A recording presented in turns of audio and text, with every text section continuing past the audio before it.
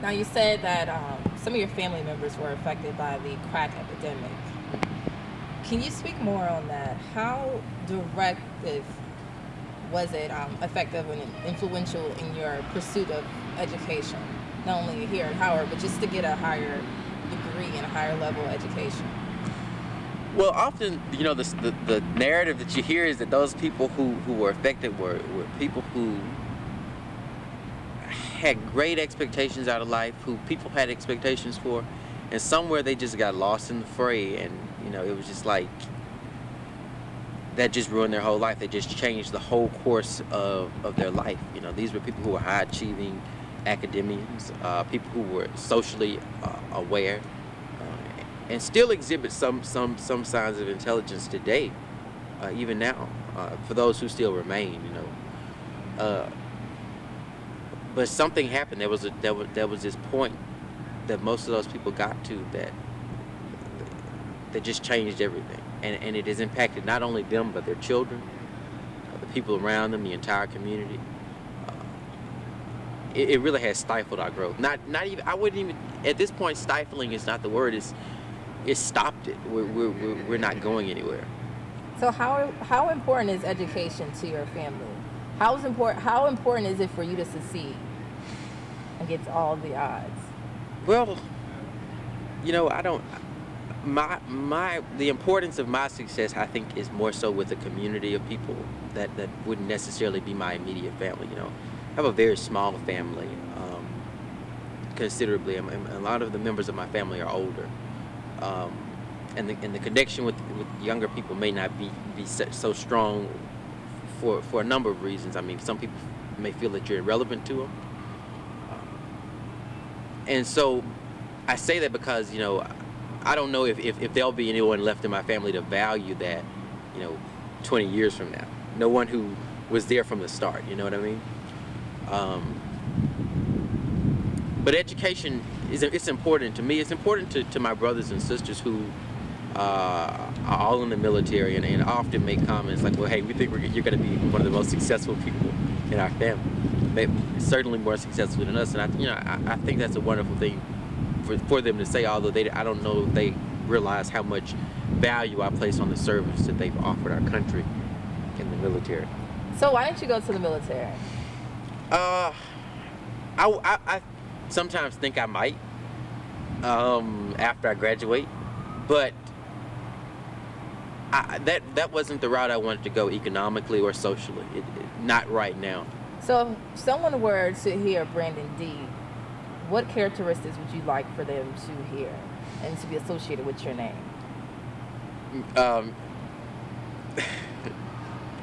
Fearless, brave, somewhat mischievous.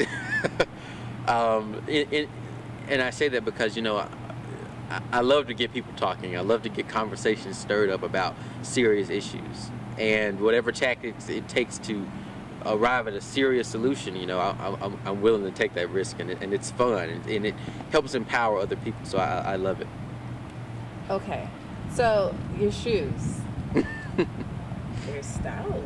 Yeah, well, if you say so. So, can you tell us about these shoes? You told me that they're your father's, and you initially bought those for him. Yeah, I did. How important are they to you?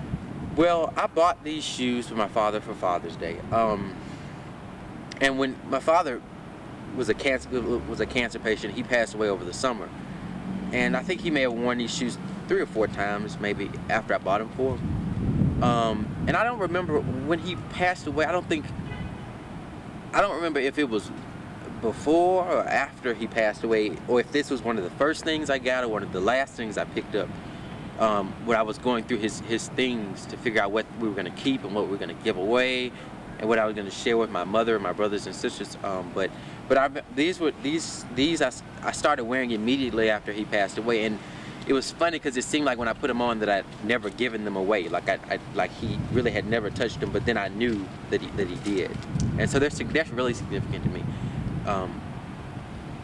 Yeah, they really are. So I'm sorry to hear that about your father passing away this summer. Mm-hmm. How has that impacted your life in general and your life goals?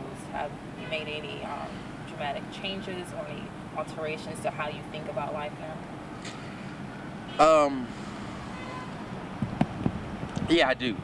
There were struggles associated, not just the emotional toll of not having a parent or the idea that I was losing a parent, but dealing with, issues of how do you survive and where does your source of support come from. All of that was questioned, when I was going through this process with my dad. Everything that I said I wanted to do, that he knew I wanted to do, and he understood that I seriously wanted to do those things. As far as being involved in public service, my commitment to that, I think, became stronger as I realized that he was dying, and definitely when he died, because he was there from the beginning to make those things happen. Okay.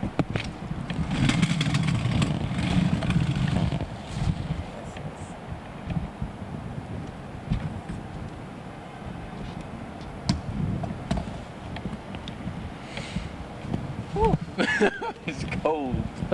Last question. Yeah. What legacy do you want to leave at Howard? Well, I don't know how long you have to leave a legacy at an institution like Howard University. You have people who come here and go and then they never come back, or they come back and you don't see them.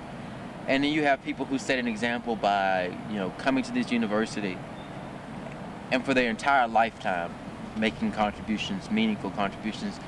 And so I plan to be one of those people that continues to make an impact on the image and on the state of our university. The impact that I want to make is transformation from a state of accepting things as they are or comparing ourselves to other institutions to being competitive at all levels. And whatever I can do as I continue to go through life and build a reputation of service, build networks, and personal wealth, whatever aspects of that I can contribute to Howard University, I most certainly will. Okay, thank you.